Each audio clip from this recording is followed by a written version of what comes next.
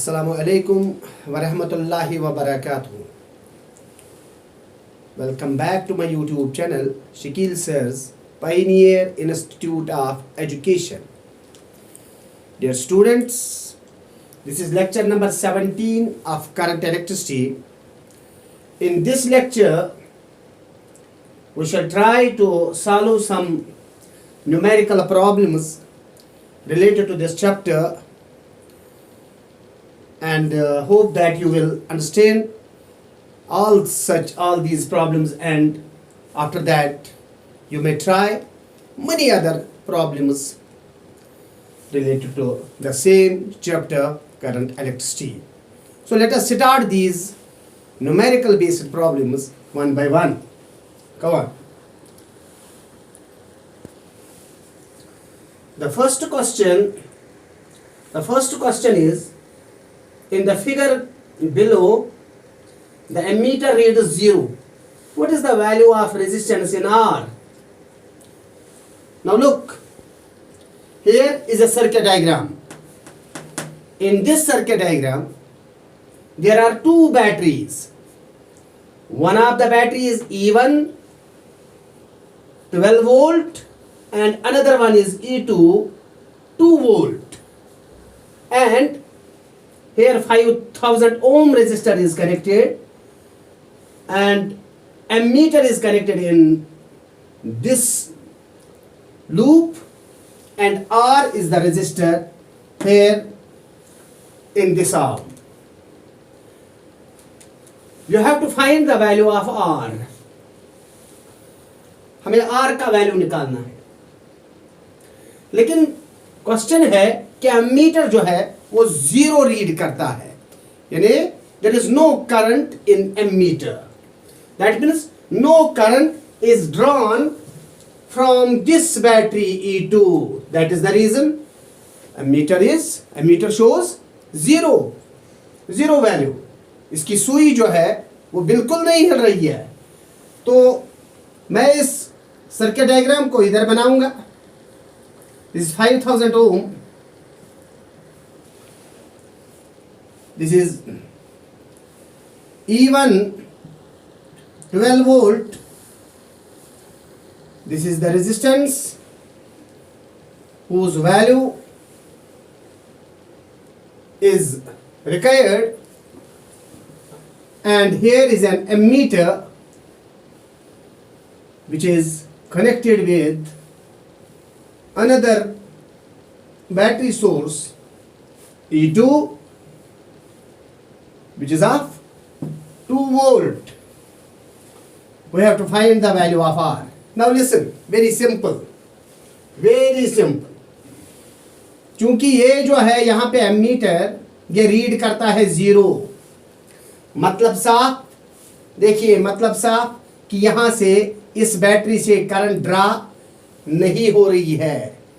तो इसका मतलब जो E2 यहाँ 2 वोल्ट है वो 2 वोल्ट इस रेजिस्टेंस R के थ्रू ड्रॉप हो जाएगा. Isn't it? That means the potential difference between these two ends of the resistor is 2 volt. क्योंकि वो 2 वोल्ट यहाँ महफूज है, उसमें कुछ भी नहीं निकला है, क्योंकि यहाँ से कोई करंट ड्रा नहीं हो रही है. लेकिन यहाँ पे 12 वोल्ट की बैटरी लगी हुई है.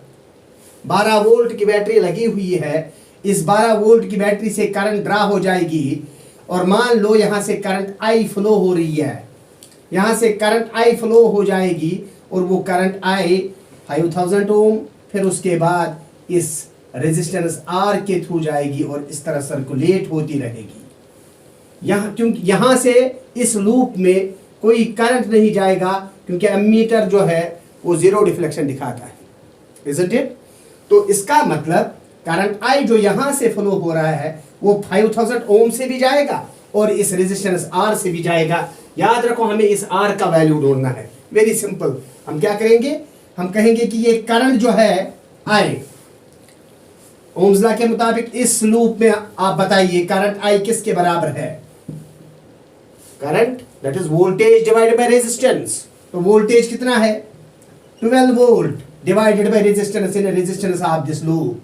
चूंकि ये 5000 ओम और R ओम ये सीरीज में कनेक्टेड है इस तरह, क्योंकि यहां से कोई करंट ही नहीं है इस लूप में, यहां से यहां तक कोई करंट नहीं है, तो हम कहेंगे 12 डिवाइडेड बाय शाबाश 5000 plus R, 5000 plus R, this is current I, ये है current I in this circuit. अब दूसरी बात, ये 2 वोल्ट पोटेंशियल डिफरेंस, ये 2 वोल्ट ईएमएफ जो है ये इन दो टर्मिनल्स के दरमियान यानी इस रेजिस्टेंस R के थ्रू पोटेंशियल डिफरेंस है। तो इसका मतलब बोलिए दिस I, क्योंकि इस रेजिस्टेंस के थ्रू भी करंट यही जाएगी I, this I into R is nothing but 2 volt, I into R is nothing but 2 volt. अब I का वैल्यू सामने लाइए, क्या है 12 divided by 5000 plus R into this R is equal to 2, 12 into R means 12R divided by 5000 plus R into 2 कितना बन जाएगा, 5000 into 2 कितना हो गया 10,000 plus R into 2 means 2R। अब इस R को 2R को इस यहां शिफ्ट करो, ये 12R में से 2R घट जाएंगे तो 10R रह जाएगा और ये है 10,000। Know what is R? R is equal to शाबाश 10,000 upon 10, that means 1000 means 1000 ओम। निकला है वैल्यू R का, वेरी सिंपल।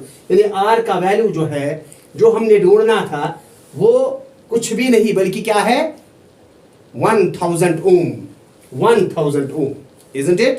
Very simple. चलिए, उम्मीद है कि ये आपकी समझ में आया होगा।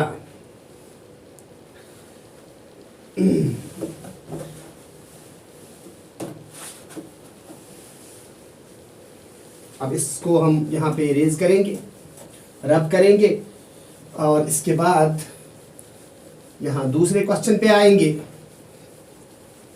दूसरा क्वेश्चन जो है, अब चलो पहले हम पढ़ेंगे क्या है दूसरा क्वेश्चन। इन द फिगर, यहाँ एक फिगर नीचे, in a figure a current 1.4 ampere flows towards the bridge circuit। अब यहाँ पे एक ब्रिज है जो व्हीटस्टोन ब्रिज ऑलरेडी हमने पढ़ा है। in the figure a current of 1.4 ampere flows towards the bridge circuit, the current in the 2 ohm resistance is, current in the 2 ohm resistance, इस 2 ओम रेजिस्टेंस में हमने करंट निकालनी है, करंट निकालनी है। उससे पहले हम करंट निकाले, हम इस सर्किट को यहां दोबारा बनाएंगे थोड़ा मैग्नीफाई करके। ऐसे ये 10 ओम रेजिस्टेंस यहां पे है, फिर उसके बाद यहां से 2 ओम रेजिस्टेंस है, फिर यहां से 25 ओम रेजिस्टेंस है, 25 ओम, और फिर ऐसे शाबाश 5 ओम रेजिस्टेंस है, और फिर ऐसे 10 ओम रेजिस्टेंस यहां से भी है, और फिर इसको इस तरह कनेक्ट किया गया है, यहां से लाइन, यहां से लाइन, और यहां से करंट आ रही है 1.4 एम्पियर। तो I जो है 1.4 एम्पियर। देखिए यहां 10 ओम, यहां 2 ओम, यहां 25 ओम, यहां 5 ओम। हमें क्या बताना है? हमें यह बताना है कि इस 2 ओम रेजिस्टेंस के थ्रू कितनी करंट जा रही है। That means we have to find the value of current across this resistor. तो उसके लिए हम क्या करेंगे, सबसे पहले इस सर्किट पे नजर दौड़ाएंगे, सर्किट देखेंगे। ये जो है ये व्हीटस्टोन ब्रिज सर्किट है, और ये ब्रिज जो है बैलेंस्ड है। देखिए क्यों है बैलेंस्ड? क्योंकि अपोजिट आर्म्स जो है इस कोऑर्डिनेटर के, उसमें जो रेजिस्टेंस है उनका प्रोडक्ट जो है वो बराबर है। 10 5s are 50, 25 into 2 is also 50. मतलब अगर इसको कहेंगे this is P, this is शाबाश Q, this is R and this is S. P divided by Q is equal to R by S. 10 by 2, 10 divided by 2 वो बराबर है 25 divided by 5 के, क्योंकि ये भी 5 के बराबर है और ये भी 5 के बराबर है। तो इसका मतलब ये बैलेंस्ड ब्रिज है। मतलब साहब कि इस 10 ओम का होना या ना होना कोई अहमियत ही नहीं रखता है, isn't it? क्योंकि इस 10 ओम के थ्रू न तो ऊपर से नीचे और ना ही नीचे से ऊपर करंट जाएगी, यानी यहां से कोई करंट फ्लो नहीं होगी। मतलब साफ कि यानी जो ये 10 ओम रेजिस्टर है और ये 2 ओम रेजिस्टर ये सीरीज में कनेक्टेड है, और नीचे भी जो 25 ओम और 5 ओम ये भी सीरीज में कनेक्टेड है, isn't it? है ना? तो ये दो भी सीरीज में और नीचे वाले दो भी सीरीज में। अब सबसे पहले हम देखेंगे कि ऊपर कितनी रेजिस्टेंस है और नीचे कितनी रेजिस्टेंस है। सीरीज में तो ऐड होता है, हम कहेंगे P प्लस Q कितना हो गया 12 ओम, isn't it? और यहां से 25 प्लस 5 यानी R प्लस S कितना हो गया शाबाश 30 ओम, 25 प्लस 5। अब ज्यादा रेजिस्टेंस कहां से है? यहां से। कम रेजिस्टेंस कहां से है? ऊपर से। करंट कहां से ज्यादा जाएगी? जहां से कम रेजिस्टेंस है। और कहां से कम जाएगी? जहां से ज्यादा रेजिस्टेंस। यहां से कम करंट जाएगी और ऊपर से ज्यादा करंट जाएगी, क्योंकि यहां से करंट फ्लो नहीं होना है। करंट को यहां से फ्लो नहीं होना है।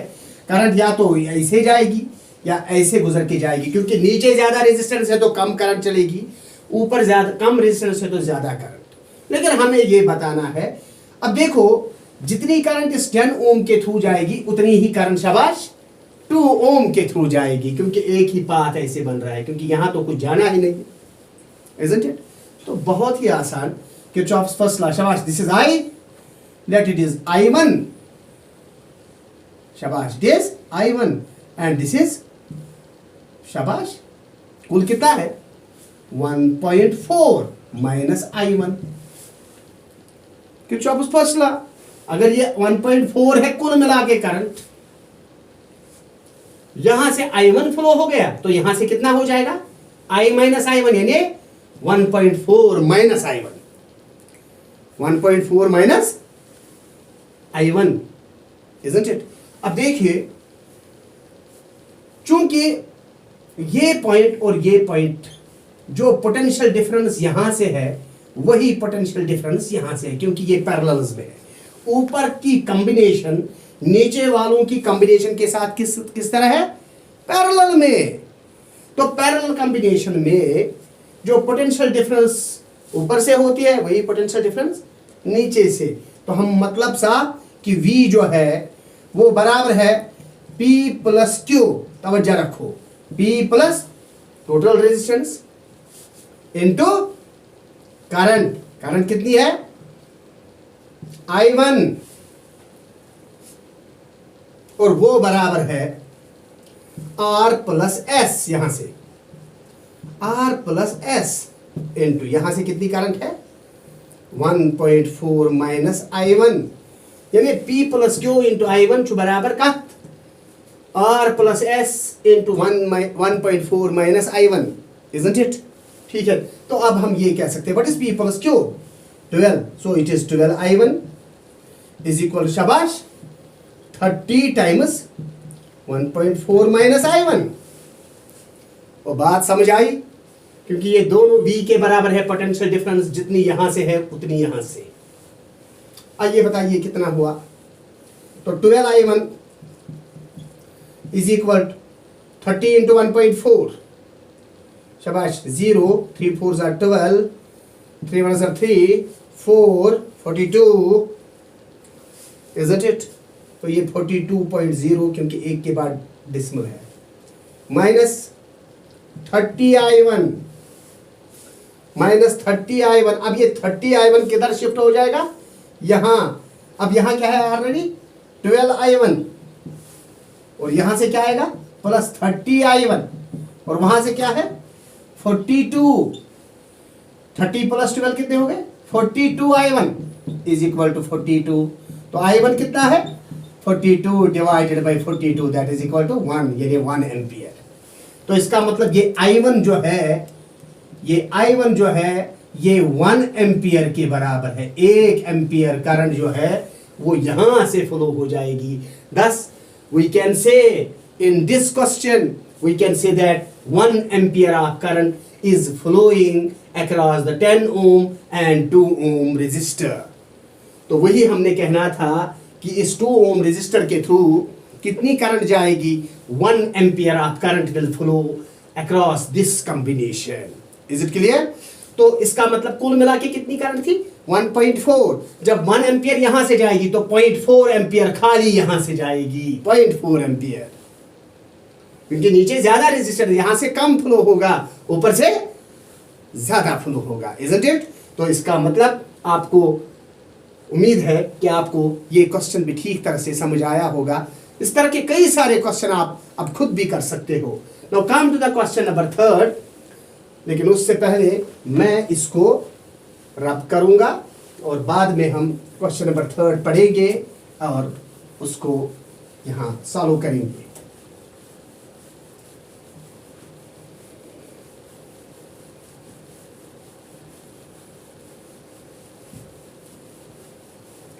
Come on, क्वेश्चन नंबर 3 देखिए। क्वेश्चन नंबर 3 क्या है, 7 रेजिस्टेंसेस, ओ कितने 7 resistances are connected as shown in figure. As shown in figure, इस फिगर में 7 रेजिस्टेंसेस दिए हुए हैं, कनेक्ट किए गए हैं। The equivalent resistance between A and B is, point A और पॉइंट बी के दरमियान इक्विवेलेंट रेजिस्टेंस निकालनी है, नेट रेजिस्टेंस निकालनी है। क्या निकालनी है, नेट रेजिस्टेंस। उससे पहले हम नेट रेजिस्टेंस निकाले, इस सर्किट को दोबारा हम यहां बनाएंगे थोड़ा बड़ा बड़ा दिखा के। ये पॉइंट ए है और यहां से एक रेजिस्टेंस, फिर यहां इसके पैरेलल में ऊपर एक और रेजिस्टेंस, ठीक ऐसे।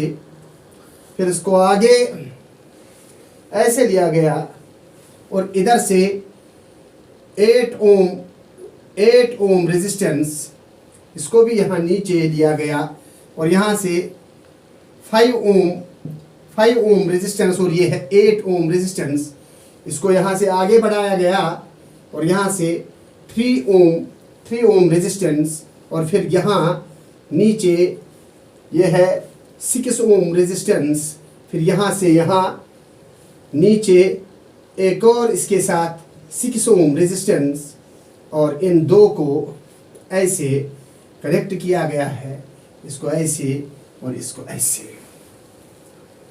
और यहाँ इस पॉइंट को पॉइंट बी करार दिया गया है और ये पॉइंट ए। मतलब साफ कि हमें पॉइंट ए से पॉइंट बी तक नेट रेजिस्टेंस बताना है, लेकिन याद रखो यहाँ 10 ओम और ये भी नीचे 10 ओम। तो कुल मिला के 2, 3, 4, 5, 6 एंड 7। तो यहां भी कहता है कि 7 resistances are connected in this network and we have to find the equivalent यानी net resistance, effective resistance, overall resistance, total resistance between A and B, between A and B। देखिए जरा गौर कीजिए, ये 10 ओम और 10 ओम और यहाँ 6 ओम और 6 ओम, ये पैरेलल में है, ये भी पैरेलल में है। अब जब ये पैरेलल में है तो पैरेलल में क्या होता है, जब पैरेलल में रेजिस्टर्स होते हैं तो क्या करते हैं, product divided by sum, product divided by sum. Product क्या है इनका 10 10 100 divided by sum 20, that means 5। यानी इन दोनों का नेट जो मिलेगा वो क्या बनेगा 5। और यहां भी ऐसा ही है, product divided by sum. Product क्या होगा 6 6 36 डिवाइडेड बाई 6 प्लस 6 12 मीन्स 3। तो इन दो का जो नेट होगा वो 3 होगा, इन दो का नेट जो है वो 5 होगा, 5 और इनके बदले 3।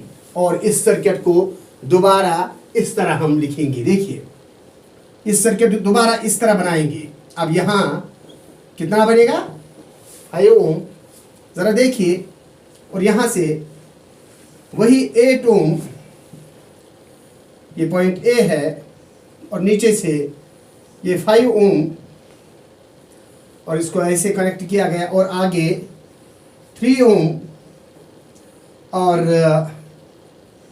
अब ये भी, हाँ जिगर कितना है, ये दोनों का नेट 3 ओम, और ये है पॉइंट बी, और इसको ऐसे आगे। अब इस पे गौर करो, ये जो नेटवर्क यहां था उस नेटवर्क को हमने इस तरह रिप्रेजेंट किया, इजंट इट? अगर इस पे हम गौर करेंगे तो ये कुछ भी नहीं बल्कि व्हीटस्टोन ब्रिज की सूरत है। इसको भी हम व्हीटस्टोन ब्रिज की सूरत में लाएंगे। कैसे? ये देखिए ऊपर से ये दो जो है और ये दो जो है, मान लो ये P है, ये Q है, ये R है, ये S है, isn't it? ये P है, ये Q है, ये R है, ये S है। हम इस तरह इनको दिखाएंगे। दोबारा देखिए, P क्या है? ये P है, ये Q है, 5 ओम, और फिर हमने थोड़ा इसको बेंड किया यहां पे ऐसे। यहां पे क्या है शाबाश? 3 ओम, ऐसे ना, और यहां से कितना है ये 8 ओम, फिर यहां नीचे ए के नीचे, ये पॉइंट ए है, ए के नीचे शाबाश 5 ओम, इसको यहां इसके साथ कनेक्ट, और फिर यहां से कितना है ये 3 ओम, ये भी 3 ओम, और ये 5 ओम। अब ये 5 ओम और 5 ओम ए के इधर साइड, ये ए है और वो बी है। ए और बी के ऊपर साइड में 5 और 3, ए और बी के इस साइड में 5 और 3, और नीचे जो है 5 और 3, नीचे जो है 5 और 3, और दरमियान में जो है 8, दरमियान में 8। तो इसका मतलब इस नेटवर्क को इस तरह हम रिप्रेजेंट कर रहे हैं। लेकिन अगर अब ये व्हीटस्टोन ब्रिज की सूरत में है, लेकिन अगर इसको गौर से हम देखेंगे तो ये बैलेंस्ड है। क्यों है बैलेंस्ड? 5 3s are 15। अब देखिए, और यहां भी 5 3s are 15, यानी 5 divided by 3 is equal to 5 divided by 3, यानी P divided by Q is equal to R divided by S, isn't it? तो इसका मतलब ये बैलेंस्ड ब्रिज है। तो इस 8 ओम की कोई यहां पे शाबाश कोई वैल्यू ही नहीं बन रहा है। तो यहां इसका होना या ना होना कोई अहमियत नहीं रखता है। अब हम कह सकते हैं दोबारा कि ऊपर वाले दो रेजिस्टेंसेस और नीचे के दो रेजिस्टेंसेस, ये ऊपर वाले दो रेजिस्टेंस भी सीरीज में, नीचे के दो रेजिस्टर्स भी सीरीज में, लेकिन ऊपर की कॉम्बिनेशन नीचे वालों की कॉम्बिनेशन के साथ पैरेलल में। अब बताइए कि ऊपर से कितनी रेजिस्टेंस बनती है? 5 + 3, यानी P + Q, क्योंकि सीरीज में है। तो कितना बनेगा? R1 नाम रखो उसका, शाबाश। 5 + 3 कितना हो गया? 8 ओम, और नीचे से ये और ये R + S, उसको R2 अब लिखो, 5 + 3 वो भी कितना हो गया? 8। अब इसका मतलब ऊपर भी 8 और नीचे भी 8, लेकिन ये 8 ओम रेजिस्टेंस इस तरह, और नीचे से शाबाश कितना है? 8 ओम रेजिस्टेंस इस तरह। ये है पॉइंट ए और ये है पॉइंट बी। तो ये इसमें कन्वर्ट हो गया, इसको हमने इसमें कन्वर्ट किया, अब ये इसमें कन्वर्ट हो गया। अब ये दो आपस में पैरेलल में है, और पैरेलल में क्या होता है? जब नेट ढूंढना पड़ता है, product divided by sum. Product means 8 8s are 64 divided by sum, 8 + 8 means 16, और वो क्या बनेगा? 4 ओम। यानी इन दोनों का हाफ, क्योंकि इक्वल है 4 ओम। देयरफॉर नेट रेजिस्टेंस जो है, net resistance in this combination is equal to shabash 4 ohm. So 4 ohm is the net resistance of this arrangement of resistors between point A and point B.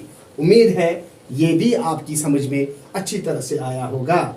अब आपको question number 4 और last वाला question यहाँ पे दिखाएंगे, और उससे पहले दोबारा मैं इसको यहाँ रब करूंगा, साफ करूंगा। उम्मीद है कि जितना अभी तक दिखाया वो सब आपके समझ में आया होगा। आगे लास्ट वाला क्वेश्चन यहाँ पे इस वक्त करेंगे और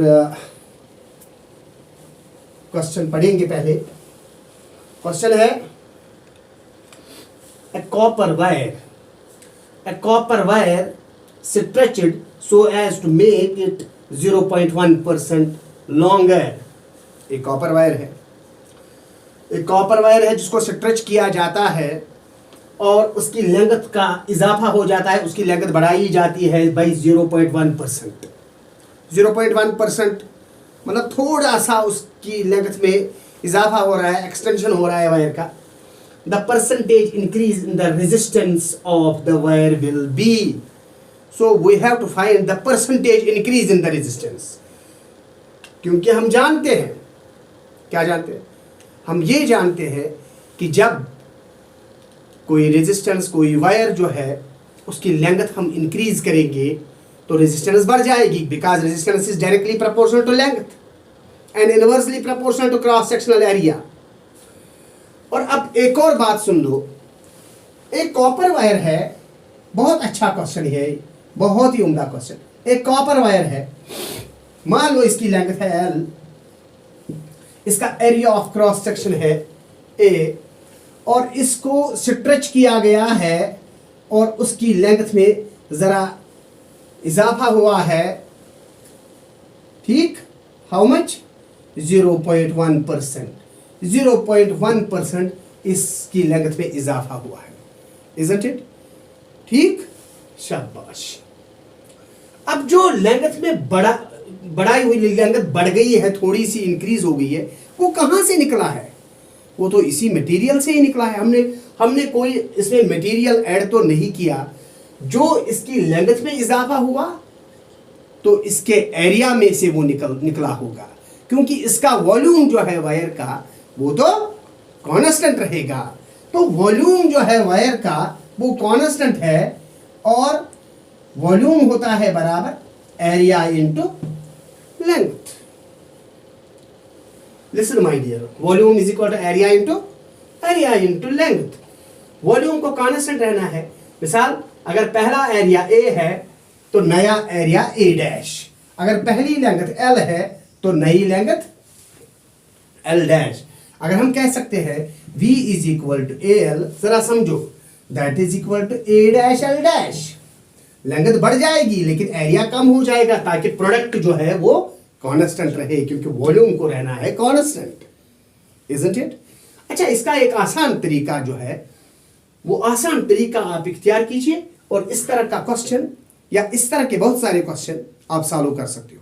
देखिए, इसमें पहला तरीका ये है कि हम देखेंगे इस 0.1% का जो एक्सटेंशन हुआ है लेंथ के अंदर, पहले हम नई लेंथ देखेंगे, फिर उसके बाद नया एरिया देखेंगे, फिर उसके बाद नई रेजिस्टेंस देखेंगे।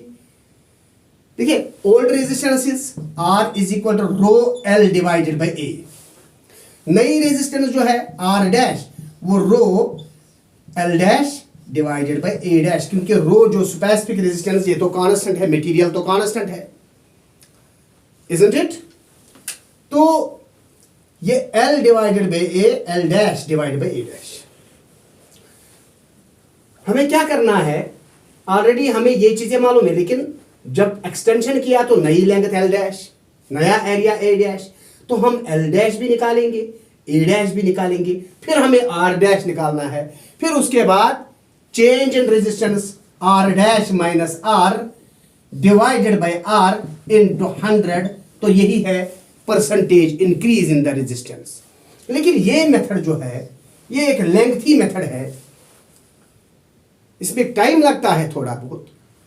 तो इस तरह हम इस मेथड को छोड़ ही देंगे, एक नया मेथड, नया तरीका इस्तेमाल करेंगे जिससे ये जो प्रॉब्लम है बहुत आसान तरीके से हम सॉल्व कर सकते हैं। लिसन माय डियर, हम कह रहे हैं यहां पे वॉल्यूम जो है वो कांस्टेंट है, वॉल्यूम जो है वो कांस्टेंट है, V is equal to A L, और हम ये कह सकते हैं L is equal to V upon A, L is equal to V upon V divided by A। What is V? Volume, A is area. देखिए ये तरीका होता है जब थोड़ा सा चेंज होता है, थोड़ी सी चेंज होती है, तो उस वक्त हम कह सकते हैं change in length divided by length. मिसाल के तौर पर ये एक तरीका आप याद रखिए, मैं आपको बताऊं। मेरे पास Z है, Z is equal to A B divided by C. अब A भी वेरिएबल है, B भी वेरिएबल है, C भी वेरिएबल और Z भी वेरिएबल है। अगर स्मॉल चेंज इसमें भी हुआ है, B में भी हुआ है, C में भी हुआ है, तो इसके अंदर भी चेंज हो जाएगा। हम वो इस तरह लिख सकते हैं, ये याद रखिए ये तरीका, del Z means change in Z divided by Z। Okay, change in Z divided by original value Z, that is equal to, वो बराबर होता है del A change in A, लेकिन ये स्मॉल होना चाहिए, डिवाइडेड बाई ओरिजिनल A, फिर plus, product नहीं बल्कि plus, del B delta B divided by B, यानी change in B divided by original शाबाश वैल्यू ऑफ B। फिर ये जो डिवाइड है इसको भी प्लस, इसको भी ऊपर, डेल C शाबाश डिवाइडेड बाई C।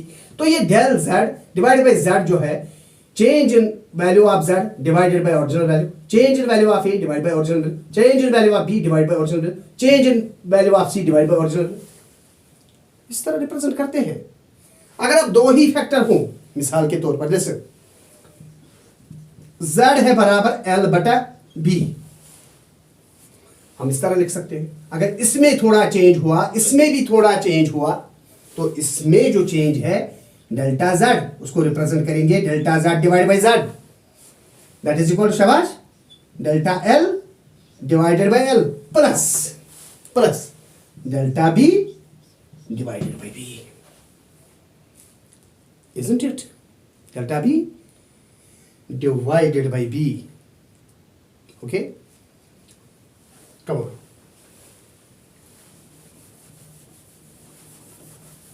ये तरीका आप याद रखिए। अब क्वेश्चन पे आएंगे, क्वेश्चन देखेंगे। क्वेश्चन है एक कॉपर वायर जिसकी लेंथ है L, एरिया है A, एरिया क्रॉस सेक्शन उसको इंक्रीज किया गया है by 0.1%। What is the percentage increase in resistance? Listen dear, जिस तरह आप जानते हो V वॉल्यूम है, that is equal to A into L, okay, and volume is constant, L जो है this is V divided by A, V divided by A। अब volume जो कांस्टेंट है, कांस्टेंट के अंदर कोई चेंज होता ही नहीं है। हम वही तरीका जो अभी मैं दिखा रहा था वही तरीका यहां पे इस्तेमाल करेंगे। मिसाल, change in length divided by original length, that is equal to, अब वॉल्यूम तो कांस्टेंट है, इसमें कोई चेंज हो सकती है? नो। अब यहां क्या है? एरिया। हम क्या लिख सकते हैं? Change in area divided by original area. ये फैक्ट है और इस फैक्ट को हम इस्तेमाल करेंगे आगे इस क्वेश्चन को सॉल्व करने। तो डेल्टा L बाय L बराबर होता है delta A by A। Delta L upon L बराबर है delta A by A। Change in length by original length, change in area by original area. Okay, come on. अब हम जानते हैं resistance जो होती है वो बराबर है rho into L upon A। Come on dear, देखो कितना आसान तरीका हम इस्तेमाल करेंगे इस तरह का क्वेश्चन सॉल्व करने के लिए। वो मैं दिखा रहा था, एक्सप्लेन कर रहा था। Otherwise it will take only 1 minute to solve this type of question. Okay come on, हमें बताना है चेंज इन रेजिस्टेंस क्या हुआ, इंक्रीज इन रेजिस्टेंस निकालना है, परसेंटेज इंक्रीज निकालना है, वो भी मैं दिखाऊं। हम लिखेंगे delta R divided by R. अगर परसेंटेज निकालना है तो मल्टीप्लाई 100, या वो लास्ट में भी कर सकते हैं। फिलहाल हम लिखेंगे delta R divided by R, change in resistance divide by original resistance, that is equal to rho means resistivity, वो तो कांस्टेंट, उसमें कोई चेंज ना ना ना, L delta L divided by L, फिर plus delta A divided by A, isn't it? Delta L divided by L plus delta A divided by A. अब delta L divide by L बराबर है delta A divide bye ए, ऊपर देखा हमने, तो इसका मतलब क्या हो गया, ये 2 times delta L divided by L, isn't it? अब आंसर निकालना है, delta R divided by R into 100 means percentage increase in the resistance, that is equal 2 times delta L divided by L into 100। अरे भाई ठीक है ना, तो यह है percentage increase in the length, that is given to you how much, 0.1%, good, that is 2 times 0.1%, my dear, it is 0.2%। इसका मतलब percentage increase in the resistance of a copper wire when the copper wire was stretched by 0.1% is 0.2%। 0. तो percentage increase जो resistance में है वो 0.2% हो गया, isn't it? तो उम्मीद है कि आपको ये तरीका समझ आया होगा। आप उस दूसरे तरीके से भी कर सकते हो, इस तरीके से भी कर सकते हो, लेकिन बेटर है जब हम ये तरीका इस्तेमाल करेंगे तो इससे हमारा टाइम भी बच जाता है। लेकिन इसमें एक खास बात होनी चाहिए कि ज्यादा चेंज रेजिस्टेंस में नहीं होना चाहिए। स्मॉल चेंज जब होती है, यानी वैल्यूज में स्मॉल चेंज जब होगी तभी हम ये तरीका इस्तेमाल कर सकते हैं। तो उम्मीद है कि आपको ये सब कुछ आज का लेक्चर ठीक तरीके से समझ आया होगा, और ये भी उम्मीद रखते हैं कि आप बहुत सारे क्वेश्चंस आप खुद कर सकते हो, प्रैक्टिस कर सकते हो, और इंशाल्लाह अगले लेक्चर में भी कुछ और न्यूमेरिकल बेस्ड प्रॉब्लम्स ही हम आपको दिखाएंगे। तब तक के लिए अल्लाह हाफिज़, अस्सलामु अलैकुम रहमतुल्लाहि व बरकातुहू।